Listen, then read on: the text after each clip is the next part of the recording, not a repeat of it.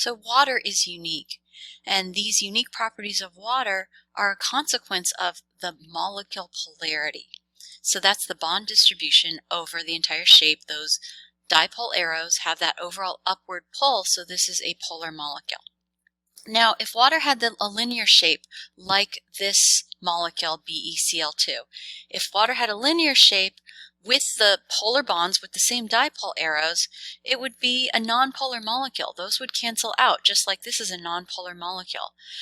However, because water has that bent shape, we have water as a polar molecule, which is also important. It allows for water to have the unique properties. The most important is being a liquid, and we have water everywhere in the liquid state and allowing for life as we know it. This is the molecular view of the water molecule. So you can see it's the atoms, they're smushed together, and it has the dipoles marked. So this is the partial negative dipole with that delta negative, and these are the two partial positive dipoles. The hydrogen ions are partial positive, delta positive. And those are subject to what are called hydrogen bonds. So hydrogen bonds are kind of a misnomer. They are not hydrogens bonded together. What they are partial positive hydrogens attracted to partial negatives on other molecules. So here's the hydrogen, which remember is always shown as white, has a partial positive charge. Why? Because it's a polar molecule where there's a separation of the charges on the entire molecule. So that's because of the bonds plus the shape. You have partial positive. The partial positive side of the water molecule is the hydrogen side, and the partial negative side of the water molecule is the red oxygens. So you can see here there's attractions from the hydrogen, dashed line, to the oxygen. And those are not bonds. So hydrogen is a misnomer and bond is a misnomer too. Bond is typically shown as a line connecting two atoms. What this is, it's attraction. It's an intermolecular attraction between molecules. So here's one molecule attracted to another molecule. And this molecule is attracted to yet another molecule. And the attractions are partial positive hydrogen to partial negative oxygen. And that's what they all are. Partial negative oxygen to partial positive hydrogen, partial positive hydrogen to partial negative oxygen, and so on. So what's shown here are water molecules attracted in the liquid state. So water molecules are attracted to other water molecules, and that keeps water from flying apart from each other. So it takes a lot of energy to break all of these hydrogen bonds that are connecting water molecules in the liquid state. And so water is a liquid over a very wide temperature range because the molecules are so attracted to each other, and they're so attracted to each other with hydrogen bonds because they're polar molecules to start with. So these are called intermolecular forces. Those are attractions between molecules.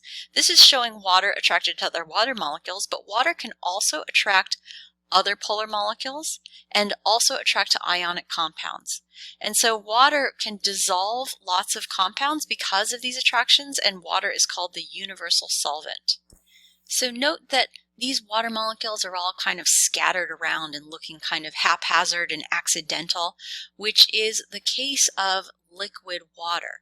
So remember, in the physical states, solid, liquid, and gas, solids are closely packed together, and liquids are still relatively closely packed.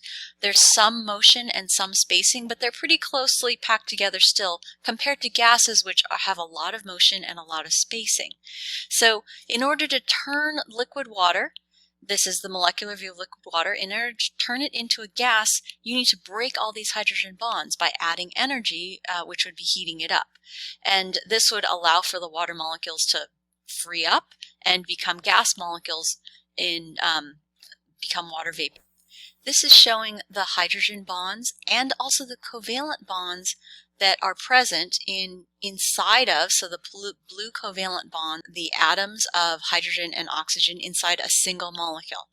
This is a water molecule in the center, and this individual water molecule has covalent bonds, and this hydrogen bonds are outside of the molecule. So this one molecule in the center is attracted to one, two, three, four other water molecules that are outside of that water molecule, and the attractions are not bonds that are connecting atoms, but they are just attractions, so they're drawn as a dashed line. It's a fraction of the strength of a bond, but there's so many of them that it's actually quite strong, which is why those water molecules stay attracted together and remain a liquid.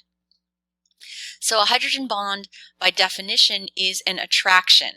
Electrostatic means charge, positive to negative. So it's not full positive, but it's partial positive on the hydrogen and partial negative on the oxygen.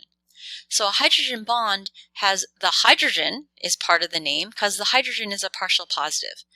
And it's an attraction. It should not be called a bond. It should be called an attraction. And that attraction can be to a partial negative, and that's going to be to an oxygen on a water molecule, but you could have a different type of molecule that has a partial negative on an oxygen, or a partial negative on a hydrogen, or a partial negative on a nitrogen, or a partial negative on a fluorine. So all of these could be partial negative. And this could be water, could be any other molecule, could also have ions that are attracted to the partial positive or the partial negative of water molecules. So those hydrogen bonds are weaker, about 1/15 as strong as a covalent bond,